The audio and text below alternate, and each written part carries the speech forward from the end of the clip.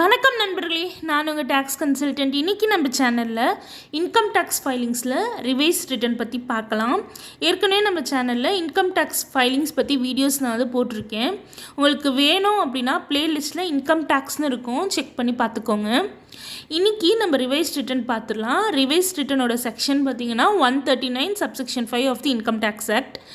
Actually revise ரிட்டர்னா என்னன்னு பார்த்தீங்கன்னா, நீங்கள் ஏற்கனவே ஒரு original return income tax return file பண்ணியிருப்பீங்க. அதில் ஏதாவது மிஸ்டேக்ஸ் ஆர் ஒமிஷன்ஸ் இருக்குது, அதை திருப்பி கரெக்ட் பண்ணணும்னு நினைக்கிறீங்களா? அந்த கரெக்டட் வெர்ஷன்ன்றது தான் ரிவைஸ்டு ரிட்டர்ன்னு சொல்லுவாங்க.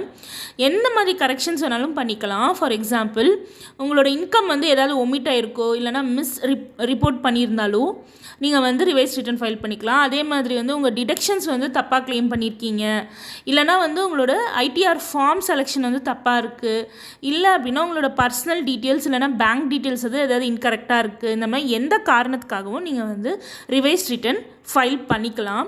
யாரெல்லாம் இந்த ரிவைஸ் ரிட்டர்ன் ஃபைல் பண்ணலான்னு பார்த்தீங்க அப்படின்னா, நீங்கள் கண்டிப்பாக உங்களோட ஒரிஜினல் ரிட்டர்ன் ஃபைல் பண்ணியிருக்கணும். அப்போ தான் உங்களோட ரிவைஸ் ரிட்டர்ன் ஃபைல் பண்ண முடியும். இல்லைனா நீங்கள் பிலேட்டட் ரிட்டர்ன் கூட ஃபைல் பண்ணியிருக்கலாம். அதுக்கும் நீங்கள் ரிவைஸ் ரிட்டர்ன் ஃபைல் பண்ணிக்கலாம்.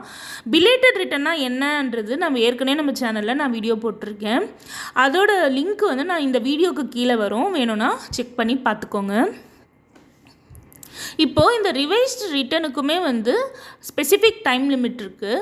ஸோ நீங்கள் ஒரிஜினல் ரிட்டர்ன் ஃபைல் பண்ணதுக்கப்புறம் நீங்கள் இந்த வருஷத்தோட 31 டிசம்பர் தான் assessment year 25-26 means financial year 24-25க்கு last date revise return file பண்ணுறதுக்கு.